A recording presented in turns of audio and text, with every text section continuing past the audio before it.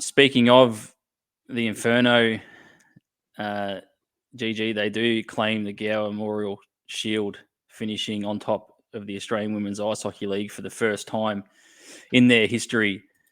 It was a big weekend for the Inferno. They faced a lot of shots against the Adelaide Rush, but they were able to take their chances when they needed to.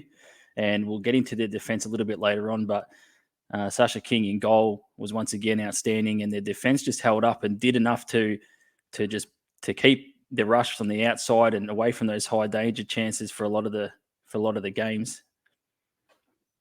Yeah, no, they did quite well, and we've talked to the coaches all throughout the season before our games for commentary, just as part of our preparation, and I know we've spoken to Graham Hyde a couple of times when he's had the opportunity to get that first spot, and it's been important to him. Like psychologically, he thought it would be really good to get first place. And there were 2, maybe 3 times during the season where they had the chance to do that on the Sunday and just let it slip, or it didn't quite turn out.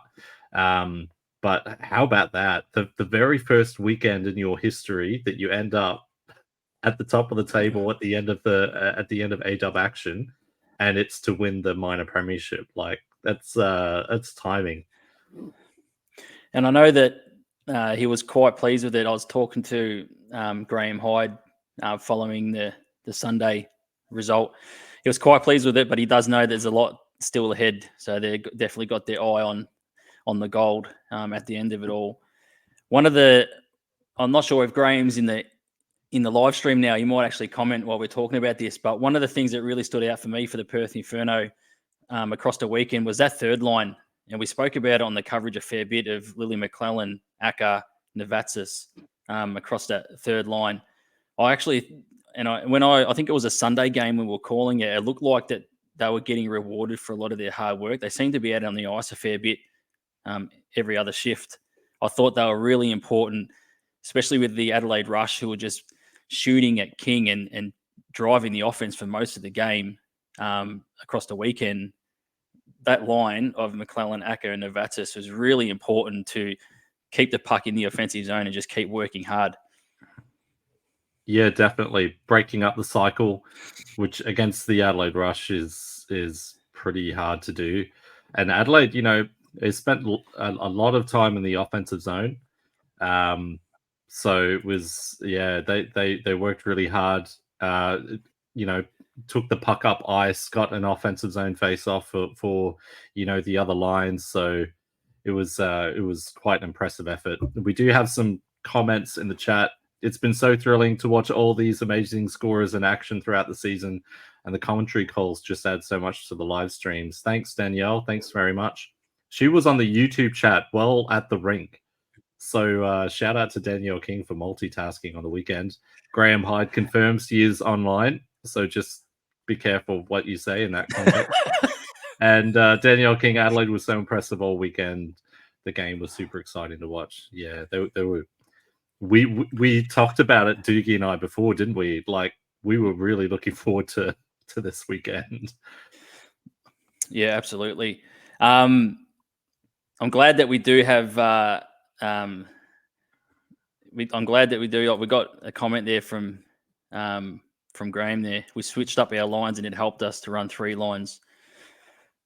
I did think that. I thought that line was really important. You had the line of Clark Crumpton, Salmons, and Scala as well that were just putting up the points. But I thought that line of McClellan, Acker, and Novatsis was really, really important.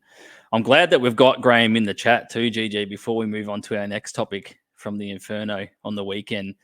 Because there was the pre-game, what did you call it? The pre-game, the fit check. Pre-game fits, the fit check. Yeah. Yes, and I did mention to Graham that I'd be chucking this up in the weekly wrapper, and he actually expected it to go up as well. So Graham and his brother Tony, the final weekend, he said he had to because it was the final weekend. It was at home, so they did the fit check, and there was a few photos of him coming in. And Gordon, you and I, we were absolutely rapt to see Graham and Tony rocking the full kilt setup heading into the rink I thought it was awesome, looked awesome, and someone who's proud of their Scottish roots. It was really, really cool.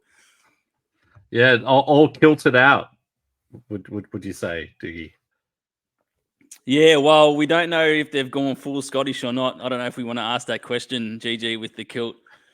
But it was awesome to see him rolling in like that.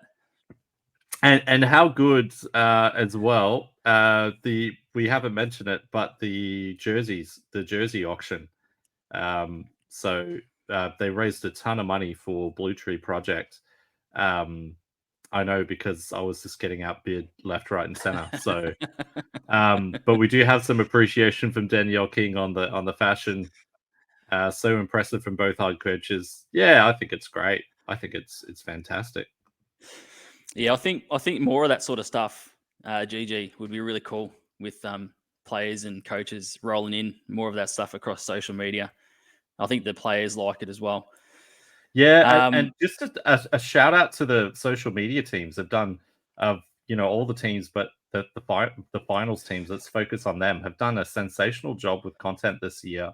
And Adelaide did the same thing. They took some photos of players wearing their different outfits. Tash Ferrier took a video of her kids at the airport in Adelaide Rush jerseys, reading from books as if they were reading out the game day lineup. So like this content it's so good. It's so good.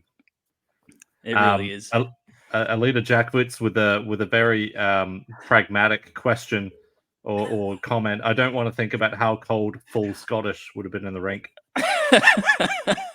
Yeah, I think we might leave that one alone. This is supposed to be our serious program, as you say, GG. Yeah.